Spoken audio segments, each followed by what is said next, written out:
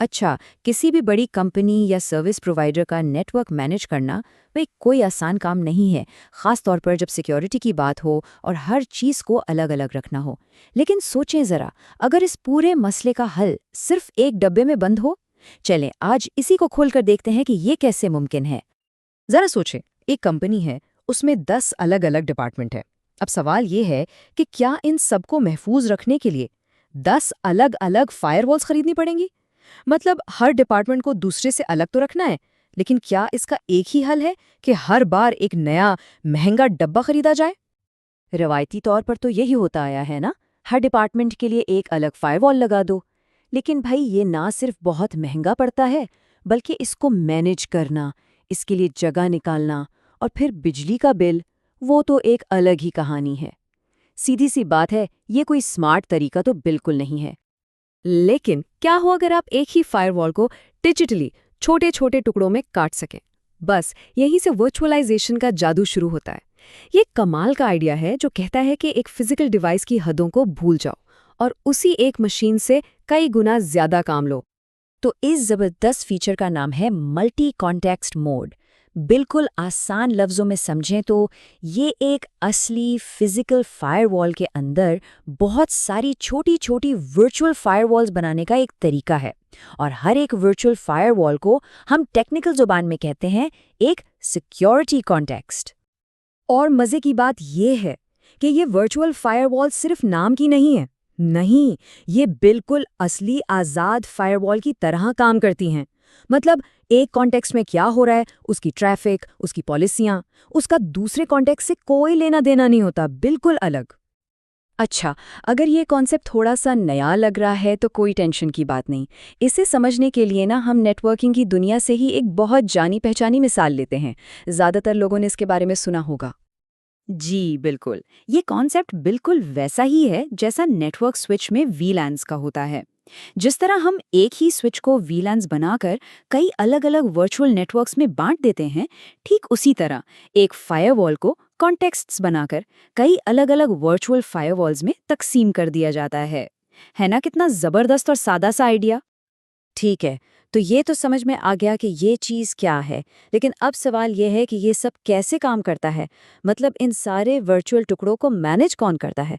असल में पर्दे के पीछे दो खास किस्म के कॉन्टेक्स्ट होते हैं जो सारा शो चलाते हैं। देखिए, जैसे ही आप मल्टी कॉन्टेक्स्ट मोड ऑन करते हैं ना, तो ये दो कॉन्टेक्स्ट खुद ब खुद बन जाते हैं। पहला है सिस्टम कॉन्टेक्स्ट। इसे आप एक फैक्ट्री समझ लें जिसका काम सिर्फ नई वर्चुअल फायरवॉल्स बनाना है। और दूसरा है एडमिन कॉन्टेक्स्ट। ये समझें इस फैक्ट्री की मास्टर चाबी है जिसके जरिए आप अंदर जाकर हर एक वर्चुअल फायरवॉल को कंट्रोल और मैनेज कर सकते हैं। और इसको सेटअप करना भी कोई रॉकेट साइंस नहीं है, सीधा सा तरीका है। फायरवॉल का मोड सिंगल से मल्टीपल करें। हाँ, उसके लिए एक रीबूट ज़रूर लगेगा। फिर सिस्टम और एडमिन कॉन्टेक्स्ट तो खुद ही बन जाएंगे। अब बस सिस्टम कॉन्टेक्स्ट में जाकर नए कॉन्टेक्स्ट बनाएं, जैसे सेल्स के लिए एक, एचआर के लिए दूसरा। इनको इनके नेटवर्क पोर्ट्स दें और आखिर में हर एक को उसकी अपनी पॉलिसी और रूल्स के हिसाब से कॉन्फ़िगर कर लें। बस हो गया काम। और इसका नतीजा क्या निकलता है? मुकम्मल डिजिटल अलहदगी। यानी सेल्स वाले कॉन्टेक्स्ट की ट्रैफिक ना तो एचआर वाले कॉन्टेक्स्ट को देख सकती है और ना ही उसमें कोई दखलंदाजी कर सकती है। सिक्योरिटी एकदम पक्की और हर डिपार्टमेंट अपनी अपनी डिजिटल दुनिया में बिल्कुल महफूज। अच्छा, ये थियरी तो बहुत ज़बरदस्त है, लेकिन असल सवाल ये है कि हकीकी दुनिया में इसे इस्तेमाल कौन करता है? चले, अब ज़रा टेक्निकल बातों से हटकर इसके प्रैक्टिकल इस्तेमाल पर नज़र डालते हैं। सबसे पहले तो है सर्विस प्रोवाइडर्स। उनके लिए तो ये सोने पे सुहागा है। वो एक ही बड़ा फायरवॉल खरीदकर बहुत से छोटे कस्टमर्स को उनकी अपनी अलग महफूज फायरवॉल सर्विस बेच सकते हैं। फिर बड़ी कंपनियां आती हैं जो अपने फाइनेंस, एचआर और इंजीनियरिंग जैसे डिपार्टमेंट्स को एक दूसरे से बिल्कुल अलग रखना चाहती हैं। यूनिवर्सिटियां भी इसे इस्तेमाल करती हैं ताकि मुख्तलिफ डिपार्टमेंट्स, रिसर्च लैब्स या हॉस्टल्स के नेटवर्क्स को अलग किया जा सके।